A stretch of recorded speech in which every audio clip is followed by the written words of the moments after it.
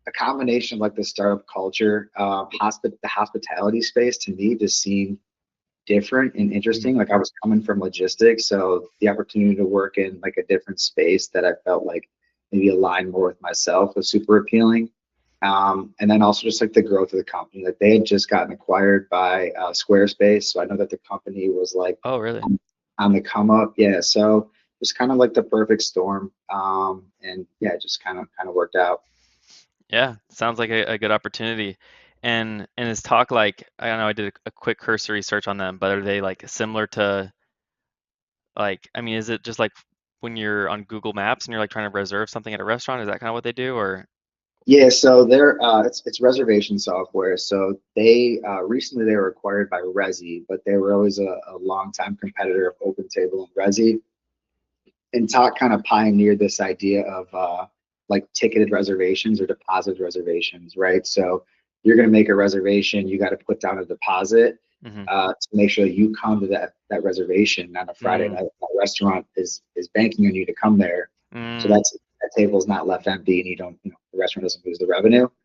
So I thought like that idea in and of itself was like very different and hmm creative, and it just really resonated with me. Like we pay for tickets to movies, to ball games, to yeah, concerts, everything we pay for in advance that we're going to go to. And I thought that idea was like very forward thinking. yeah, That just kind of like aligned with me, and that was one of the reasons I made the jump over there.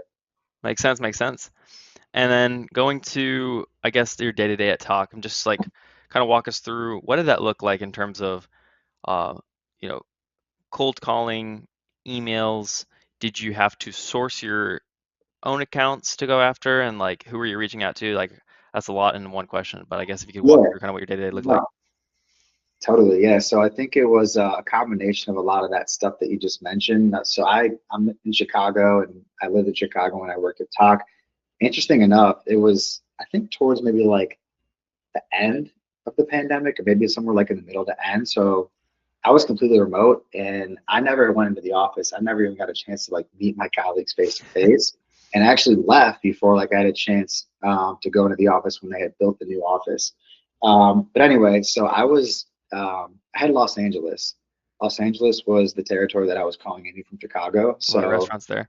yeah, they have a lot of good restaurants. That time change at first for me was like a little bit unique. I remember, because you want to try to hit restaurants around like 3:30, 4 o'clock when you're making cold calls, like keeping that time in mind when they're opening at 5, they're just getting in to hmm prepare, what have you. So I was, the time zone difference, I was up till, 6, 7, 8 o'clock a lot of nights, Wow. just like trying to call at the right time. Yeah. Having said that, you could call earlier in the day, just depends like on if it's a breakfast joint or hmm a lunch spot or what have you. But I remember like working later in the night at first, and I was like, whatever it takes, like this is cool. I have a really good territory. But I think to kind of bring it full circle, yeah. So it was probably about, I want to say like 50 to 60, they called them like touches per day. So that consisted of cold calls, emails, text messages, Instagram, social media messages, LinkedIn, doing whatever it took hmm just to try to get in front of people. And yeah, I think it really kind of helped shape me for who I am today. Absolutely. And so you were so you'd just be straight calling the rest, like did you have to basically find these own accounts, put them into Salesforce yourself, and then were you like, and it was basically just a zip code of LA, like Google Maps, like restaurants, and then from those, like were you just basically calling the receptionist and like trying to get a meeting that way? Yeah, so we had a CRM. I want to say we used Salesforce at the time, hmm and it was divvied out by zip code. So I had like all the LA zip codes, and I think I had two AEs that were above me at the time. Yeah. So yeah, I mean, it was always trying to get the decision maker. hmm Usually trying to find that name in advance. So, being creative, and I don't know if I want to call it creative, maybe it's just the smart way to do it. hmm Going and like looking up like the actual like name of the LLC of the restaurant, figuring out like who the operator was, and then trying to ask for that person when you called. Obviously wasn't always the easiest. Not a lot of restaurant owners are like always at the restaurant Yeah. either. So like navigating that was a little bit difficult, but you would just try to find a champion if you hmm couldn't get the operator and do whatever it took to just Yeah. get get the meeting. And then I think, down the road, I realized that, you know, being as thorough as possible on the phone and making sure like you try to run as much disco like Mm-hmm. with whoever you got, whether it was the GM or whether you were lucky enough to get the operator, Mm-hmm. just to make that handoff, thorough so the AE can kind of gauge the interest of that actual lead. That became very Mm-hmm. important, paramount to me. Yeah, that's neat, man. That's actually very similar to I've been to SDR two companies, and my first one was very similar to that, where I was actually calling into churches, and so it's probably actually for me a little bit easier than that even, but it was just tough because like you're usually hitting the receptionist, and like you want to go after bigger churches, and so you're like trying to get like the executive pastor on, and like you have to kind of pretend like I don't know, it's just like it's tough trying to like not sound like a sales call to the person picking up, or else they'll be like, what the heck? And so Right. definitely have to get creative, like you said, but that's cool. Yeah. And I think like later on, I don't know if we'll get to it, but like at Toast, I was a field rep, so being able to just like boots on the ground, walk into Oh, you went in restaurants. person. Yeah, so that was in person. So Dang. that was awesome because like you're so much harder to say no to in person Hmm. than you are on the phone. Hmm. So I enjoyed that, and it was always fun just to kind of catch operators by surprise. Yeah. Dang, oh, I did not know that. That's really cool. So so you were Talk was virtual, fully remote, Yeah, and then Toast was in person. I guess before we get into Toast, I'm curious, like, excuse me, what was like your KPIs in terms of like, I know you said 50 touch points a day, but what was your goal for meetings booked per, if you can remember? I know it was probably a few years back, but like meetings booked per week or day or whatever. Like, what was a good like I want to say KPI? at Tock it was. Man, I'm getting older too. My memory's not as great, but I want to say it was like somewhere between 10 to 15 like meetings held a month. I think it was actually closer to 15.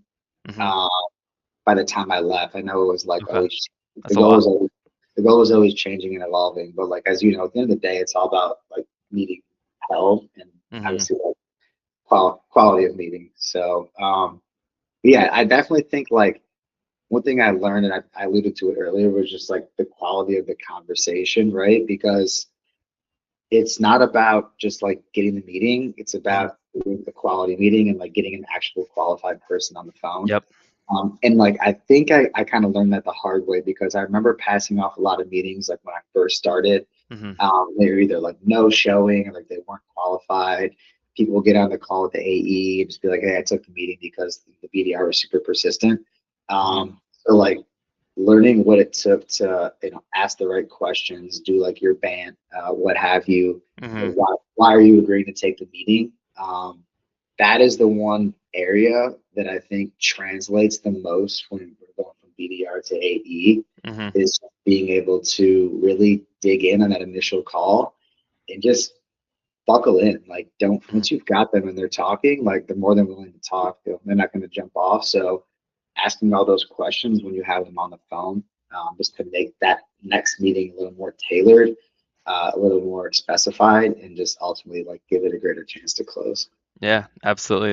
That's one thing I found too, as I've gotten, especially now that I've like stepped more into a closing role, like you just like you become a lot more focused on um, the the actual type of quality meetings that you would want as an account executive. So definitely, and just even maturing as an SDR, you just like depending on like what you're compensated on. If you're just compensate as an SDR, just compensate on meetings, like there's not a lot of incentive to book quality. But like if you want to promote and like want to impress your AEs, obviously like you want to find qualified leads. So Yeah, that's and I think very you don't have important. to look, you don't have to look far. Like if you're a BDR and you have other BDRs around you, like and you're looking for a good example, look at Mhm. the ones whose meetings are held, right? Yep, Whose meetings actually show up and whose meetings like that's a close, great right? point. So That's a good piece those of are advice. those are those are people that you want to model yourself after, and those are people that you want to talk to Hmm. or shadow and really like tail. So that's Hmm. what I would say. That's a great point. Is figuring out looking at the SDRs who's their prospects, or yeah, their prospects actually show up. Okay, where do I want to go? I guess what did you like? I saw on LinkedIn. Well, you were top 10% of cold source meetings while you were at Tock, which is really impressive. I think I always think those statistics are more impressive than just like achieved X percentage of quota, because that doesn't mean anything. But if it's a relative comparison, like compared to peers, that like really stands out to me. So I guess like what do you think you did differently than maybe your peers? And or like what would like your managers or others at Tock, what would they have said about you? What made you different? Yeah, I think that's a great question too. I definitely think that my peers would have said that like I worked hard and like Hmm. from the onset, like to me it was a numbers game before I realized like it was a quality game, you know? Hmm. So I think just like grinding like tons and tons of activity with just like calls and emails and social media messages, like that helped kind of like get me in the right state of mind. But then I think it was a matter of like polishing that, right? So I think one of the biggest things that BDRs, SDRs, SDEs, whatever you call yourself, your organization can Hmm. do is once you get into a business, you get a quick look under the hood of where you can insert yourself, right? Maybe finding areas where there could be improvement and then actioning on that improvement. Hmm. For me, like a big area was on my Los Angeles team. I mentioned it was myself and two other AEs. Hmm. We would have our weekly meetings, and there was like no agenda. Like we would just get on and we would just like kind of shoot the shit, and there Hmm. was like not a lot of structure. And I was like, this just kind of feels like a waste of time, right? So Yeah. I took it upon myself to organize the meeting more. Come to every meeting with like some key points that we wanted to talk about, accounts we wanted to target, you know, blueprints that we wanted to create for ourselves to be able to like name drop customers, where we're dense, where we're not dense, and where we can kind of like key in. Hmm. I was kind of like thinking about things like that, and like I brought more structure to our meetings, and like I was the BDR and I was running the meetings with two AEs Hmm. Hmm. because like I was willing to like speak up and implement, right? And a lot of people talk about doing stuff, but the people that take action in these companies are the ones that get ahead and the ones that get noticed. Hmm. And I didn't do that genuinely, like, believe me or not, like to get noticed. I just did it for like the greater good, right? Because it was Hmm. coming from the right place. Hmm. And some of the management just kind of start to take notice of that. And I had a couple calls with managers that were saying like, we appreciate like how you're strategically thinking, and how you kind of have like good thought and good processes in the way that you do stuff. So Hmm. I think that that's the biggest way to get ahead is to find an area where you see that you can help improve the team. And then also like speak up, right? Like be a leader. And Hmm. I didn't come in from day one. Like I have some innate leadership qualities. I didn't come in from day one and like, act like I knew what was going on. You kind of got to Yeah. like feel it out Earn first. your way. Yeah. But once your performance, backs it up, and then once you're showing initiative, like that's the time where you speak up, Hmm. and you pull your teammates along with you. And I think that's what my teammates would say is that like I earned it, and then I Hmm. brought people along with me for the ride. Yeah, that's really good. I think you touched on some really good things. One is like just grinding volume, and then two is like identifying weaknesses and like where you can make identifying where like things could be more efficient, and then like actually taking action on it, which is where a lot of people stop. It's like you could see this could be better, but like if you see a need basically and like want to meet it, that's one, it'll make you more efficient, right? Because it's like you're going to book more meetings if everyone's on the same page, but also as far as promotions go, you're building your brand internally, so that's really really key.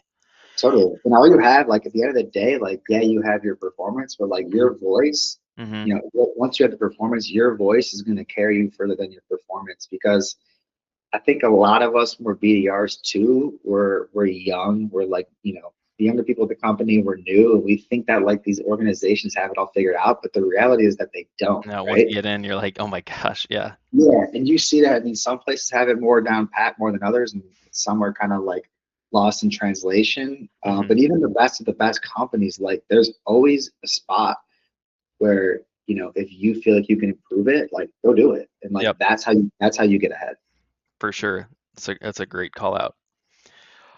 um what was I going to ask? I was going to ask something. I mean, I talk a lot, so I No, probably no, I no, think no, it, no, you don't. it, I do. it, Uh, Promoting internally. Okay. What are you uniquely good at? You told me that. I guess going to let's talk about jumping. probably where most people would find benefit. Jumping from SDR to AE. I know you touched on it, like you weren't really wanting to wait out the internal promo, but like let's dig a little bit more into that. Like, at what point did you start like? Did you really start thinking like? Did you really start looking? Man, I really want to join internally, and like at what point in your time at Tock, if you can remember, like did you want to start? Did you just be like, I'm gonna go to Toast? Like, walk us through that process pretty in depth.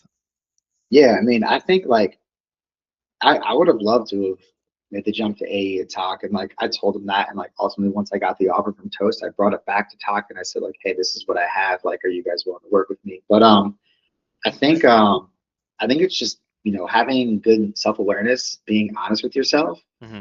Um, our awareness and our honesty with ourselves maybe isn't always correct. Hmm. Maybe sometimes like our confidence or like our ego gets in the way. Hmm.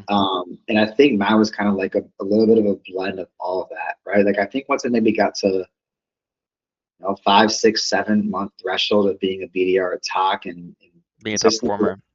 Yeah. consistently performing, I Hmm. guess I just kind of felt like, and again, maybe I was naive. And we could talk a little bit about like how this played out later, but I just kind of felt like I like understood the job, and like Hmm. I was good at it. And I was like, what more is left for me to prove in this? Hmm. And what in retrospect, what was more to prove was to just like refining, you know, getting good meetings, passing off like really, really hot qualified leads with like as many notes and details as possible, right? So we Hmm. can always get better at that. Yeah. But I remember talking to one of I think it was our CFO or our CEO. His name was Jeff, and it was during the onboarding process at Tock. And he like met with all the new hires and just kind of did some like Q&A. And I remember asking him at the time, I was like, what company or competitor out there like puts fear into Tock's eyes? And he said Toast.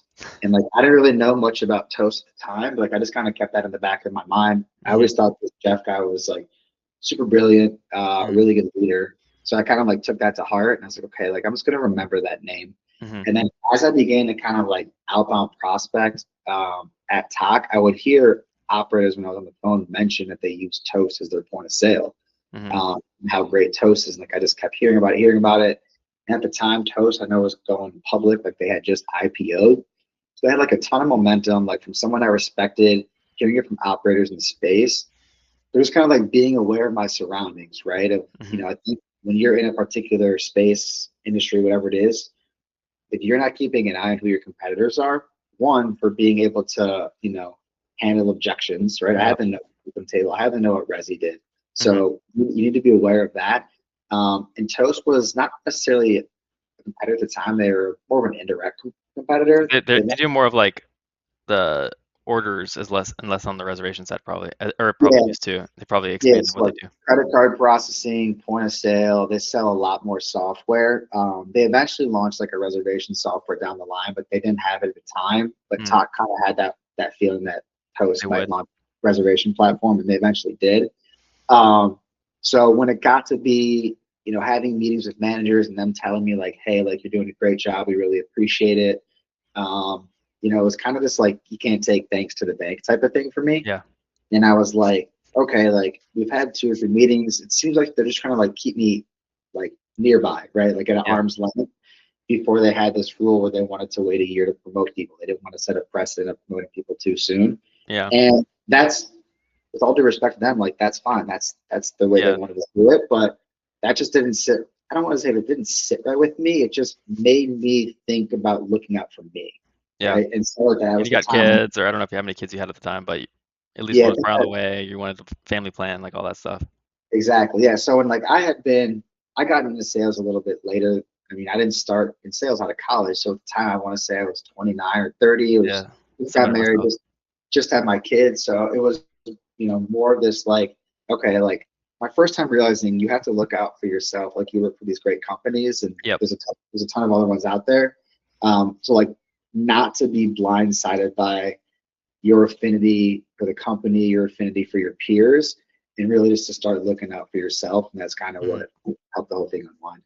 Gotcha. So then did you start like did you see an opening at Toast? Did a recruiter reach out to you? Like how did that happen with Toast? Yeah, I saw an opening that was posted for like I want to say the western suburbs. That was like not too far from where I was living at the time, and yeah, I just applied. And I think having that experience of like being in the hospitality industry. Hmm. Again, I wasn't an AE at the time; I was applying for an AE role. But I think that hospitality cold calling and like hunter experience really helped. Hmm. Um, and ultimately was able to seal the deal in the interview process. And I think I touched on like confidence earlier and like conviction, Hmm. also being a little naive and like not knowing what you don't know. Yeah. I was just so remember being so motivated that like I felt like I deserved to be an AE. Hmm.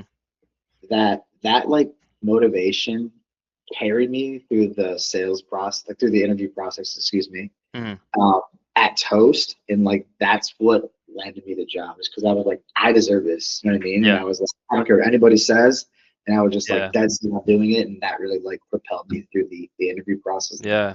land the job. Yeah, that's great. That level of confidence, that like knowing you can do it, and even seeing like that hunger you had when you like wanted to work your own leads, like I'm sure that like carried through. I guess like specifically breaking down the interview, like how'd you said you got the interview. Was it just through LinkedIn? Did you connect with someone? Like you just apply through Toast website? Like how did you get that? I think I believe I found it through Toast LinkedIn page. Yeah, I don't remember it being like on their careers page. It was just like through LinkedIn on their page. I might have just been like browsing one day and stumbled upon it. Hmm. Just applied that way. I didn't know anyone there, so like, I didn't have like any internal contacts or anything like that. But Hmm. said I knew I had the hunger and like I knew That's I had great. something of the experience. Yeah, and so you probably just did like applied online, and then they got back to you and got the interview and went from there. Do you Basically, yeah. remember, I know this is probably a few years ago, but like, do you remember, like, was there objections in terms of, um, like, hey, you've been in like maybe you closed deals like when you're doing other stuff, or like prior to being in tech sales. I don't know if you did you close deals at when you're doing like any of the logistics stuff, or were you also just booking meetings then as well? No, just booking meetings for the most Okay, part. so Yeah, you hadn't closed any deals, no and deal. then you like are in this interview process. Like I imagine that was like, correct me if I'm wrong, I imagine that was an objection that they might have had, is like, Adam, like, why do you think you can do this? And I know you said you had that hunger, but like, how did you handle that? When they would bring that up, or did they not? Yeah, great question. Actually, it didn't get brought up to my memory until the very last interview, which was kind of like the sign-off interview with like I think the RVP. Hmm. But when I was meeting with some of the district managers, I think they were looking for being able to like take feedback, like be coachable, Hmm. and be able to like implement what you learned. So I had to do, I think one week I maybe did a mock call and they gave me feedback, and then like the next couple of days I had to go back and do that same call and implement that feedback. Hmm. And they told me I performed really well on that, and that's kind of been one of my biggest strengths is just being coachable and going Hmm. back to like the very beginning of the meeting, like feeling Yeah. like you're for a finished product, always being curious. So that really like help carry me through the process. And then I remember getting to the last interview for like the sign off with the RVP, and we had our conversation, and I hit him with the classic, do you have any doubts or concerns about my ability to be successful? And I remember he laughed at me and he was like, classic interview question there. And he's like pretty much just like the closing experience. He's like, I know you don't have it, but like from everything you've showed throughout the process of like being coachable, Hmm. knowing the industry, like being a hunter, like we definitely believe that we can help like, with a little bit of training and get you up to speed. So yeah, I think it was just like the coachability and being able to like Yeah. implement feedback. That makes sense. And I think that's actually just a great tip for any, I think like making a diagonal jump is one of the hardest to do, but you did it. Meaning going from SDR to AE at a different company. I think the way that you do it is you just over index on all the other things, like being coachable, handling all the other things well, like showing confidence, and demonstrating like, your ability to succeed on the interview process, as well as like being a top 10% performer at Tock, like all those, like you just have to over index on the other things to basically make up for the lack of closing experience. But I mean, it's possible, as we've even seen. Yeah, I couldn't agree more. You said it beautifully. Yeah, you just gotta just embellish and lean on your strengths, and then Hmm. don't be Well, afraid cool. to answer the question head on when they ask you, but like just lean on that stuff to help carry you through. Absolutely. And I know, my primary focus obviously is like helping people get from SDR to AE. But I'm curious, like, if you could touch on just real quick, like, what made you jump from SMB at Toast into Shopify? Yeah, great question. So I think, and we probably spent most of the time on getting from BDR to AE, and rightfully Mhm, so, as that's kind of the goal of the podcast. I think what I learned and just like being vulnerable, because mhm, I never want to be one of those people that sound like I know everything and I did everything the right way, and like and there wasn't failure. There was failure. mhm, Like when I got to Toast, um, I remember like Tock had this like 3 month program, like once you got promoted from BDR to AE, where you would like basically train for 3 months. And I was like, I don't feel like I don't need that. And then when I got to Toast, they didn't really have that. And like I failed. Like I fell on my face like in the first, 4 to 6 months, maybe longer. It wasn't until like 8, 10 months at Toast in the AE role where I really feel like I was kind of starting to like understand and grasp things. mhm, So like Toast more than anything for me, it became just like a sandbox, right? Like it was a mhm, place to an amazing company with amazing people, great leadership. It was a place to fail and to learn and to mhm, implement and to try, right? So I think that I think I kind of reached a point at Toast where I was like, okay, like I've learned a lot here. I've failed. This has been a great challenge. I want to find a new challenge where I can use my voice more, be a leader, right? When I got to Toast, I think we had like three principal reps mhm, who were like the vocal leaders on our team. They like had the clout, they had the respect. They were the ones that were always speaking up in the meetings. And while I was good at Toast, I want to say my lifetime quota there was like 110 or 115%. So like I overachieved on quota there, but I mhm, wasn't like a top performer, right? So I wanted to take everything I had learned at Toast, and I wanted to use my voice more and be a leader at Shopify. mhm, And that's kind of what they were offering. So Shopify's, been an established company. The sales team's a little bit newer and smaller. mhm. Uh, and I knew that I could use my experience that I learned from Toast to kind of go to Shopify and be a leader from day one. And, I like That's to think great. that's kind of what's happening. That's great. Is Shopify also like boots on the ground, or is that more of like a hybrid, or are you like, is it just calling businesses virtually, or what's that one like? Yeah, so I'm fully remote now in this role. That's nice too. Maybe there's an opportunity for that down the line, but yeah, so that's been a little bit of a transition, and being a remote rep, you just got to be um, even more efficient with your time because you don't have the opportunity to go out into the field. So Yeah, that's been a cool challenge as that well. makes sense. And I guess on Shopify, are you basically calling probably small businesses trying to convince them to like put their platform on the Shopify platform, the digital like sales platform? Is that pretty much like Exactly. Yeah. So it's a blend of inbound and outbound prospecting. nice? At Tock, we did get some inbounds too when I was a BDR, which I didn't Mhm, really touch on. There was kind of like a wheel that would push out different inbounds at different reps. But mhm. the combination of inbound and outbound leads. So qualifying the inbound, making sure that they're legitimate prospects to not waste any time, and then also cold calling, social media. Mhm. We do have the option, like if we do see a business like in our area that is not in our CRM, like we can talk to them and we can sign them up. Like if we're just out grabbing a coffee Yeah, with her or something, or if I just wanted to go do that. But for the most part, it's mostly just like remote. that makes sense. Yeah. Does and I guess for anyone listening, does Shopify, I guess two questions. Are they hiring SDRs, and or do they hire, like, do you have to promote internally to, well, I mean, like, you did external promotion, but you were Sure. already an SMB at Toast. Do they hire SDRs, external SDRs, to become SMB AEs at Shopify, or do you not know? That's a great question. I wouldn't know, but Yeah. if there's anyone out there that wants to have that conversation, like I'm more than happy to look and just talk to anyone in Yeah. your network. But, yeah, I don't know off the top of my Okay. head. I No have worries. seen, I have seen like internal promotions, obviously from BDR to AE. There's actually one on my team Hmm. who's awesome. So, That's a but yeah, great sign. more than happy to find out. Yeah, I always like, I spoke about this on the previous podcast with a gentleman, and basically mentioned like when you're looking at where you want to start as an SDR, I mean, like if you have to make the diagonal jump like you did, that's great. But if you're looking at where to start, you want to find SMB AEs that were SDRs at that company because that just shows that they promote internally, which is a great sign as well. Yeah, totally. Okay.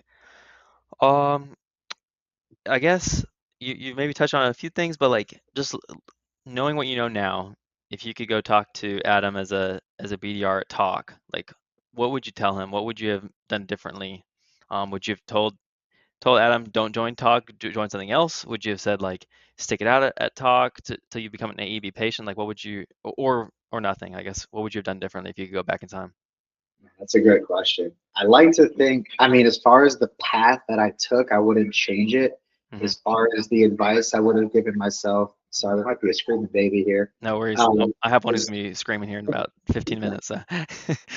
and not to sound like a broken record, I just think like I think it's the discovery process on the phone. When you're a BDR, you need to not feel like you're on their time. Like once an owner or an operator is on the phone with you and they agree to talk, settle in. Like don't feel like you need to rush off the phone. Hmm. Don't feel like you're bothering them, and just ask them all the questions you need to ask them to qualify that lead, to pass that lead off to your AE. Because at the end of the day, we always talk about like as AEs, big disco, little demo.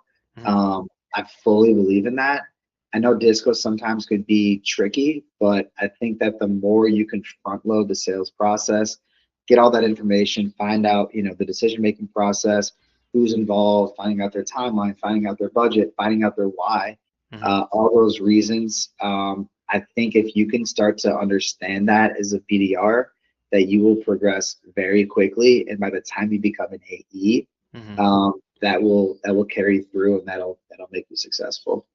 Absolutely. That's great advice, and that's the recurring advice I'm hearing as well is just like learning the role like doing the role better sooner. And that's hard to do when you're in the moment, but if you can like get those like senior SDR qualities as a junior SDR and like learn what the AEs want faster, that'll just like make you even more successful. Absolutely. Okay, last question. I want to make sure people are left with actionable tips. Like, what were the highest leverage activities you did as an SDR? Meaning like what were things that maybe didn't require a ton of effort, but like had a massive impact for you in terms of like on the the fruitfulness of doing your outbound. Does that question make sense? Yeah, definitely. I think I feel like social media, like Instagram, I found a lot of success there. Hmm. It feels like a place where you can be like super personable and like conversational. So like I would go find like restaurant operators' personal accounts, like not even like the restaurant accounts, and just like Yeah. reaching out and telling them like, hey, like you're a fan of of their businesses, and I think that really resonates with people. Just kind of like a channel to be real and to like take the sales hat off. Hmm. So I think that, and then just try to think of like anything outside the box. Like I remember I used to go look at like the liquor license distribution list, like in California, to sort of try to find like what new businesses are opening and applying for Hmm. licenses. Um, so kind of like think outside the box as well, and just like do what others aren't doing, especially Yeah. like in this time today with AI, like we're kind of losing Yep.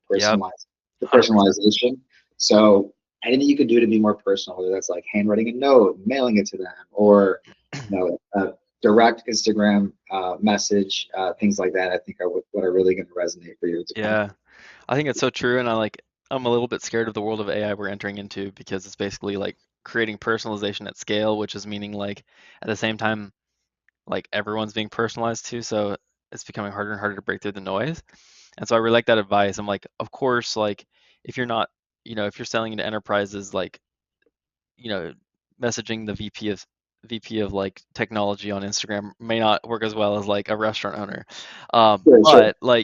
But that's actually really good advice because like, I mean, I imagine there can be a variety of people listening to this. So like, if they're in a similar line of business as Talk, or like if there's applicable things, that's one thing is like thinking about things like Instagram or whatever you're selling to, like you said, like handwritten notes. Like I think that's a really great actionable tip is like, and I think that that kind of stuff will become actually even more and more important. The in-person and like the handwritten stuff as we're entering into a world of so much just noise and like hyper personalization through AI.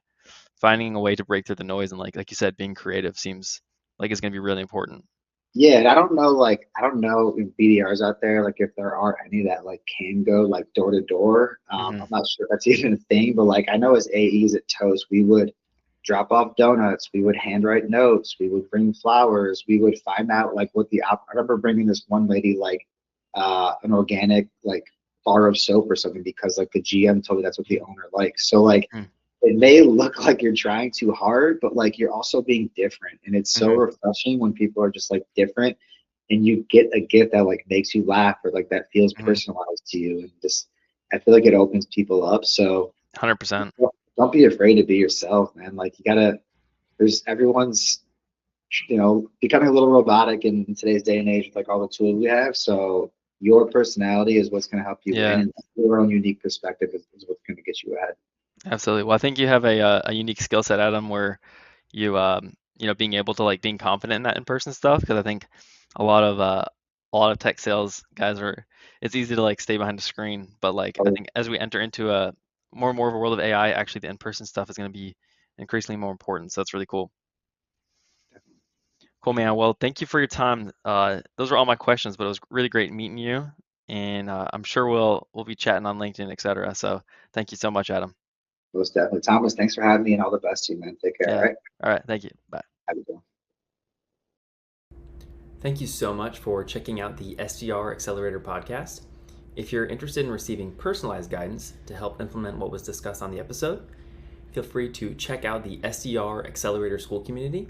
You'll get personalized sessions to help you map out your career and life goals, weekly Q&A sessions, workshops, AI consulting, accountability groups, and access to some of these account executives I'm interviewing, as well as myself. You can check out the link in the description below and hope to see you soon.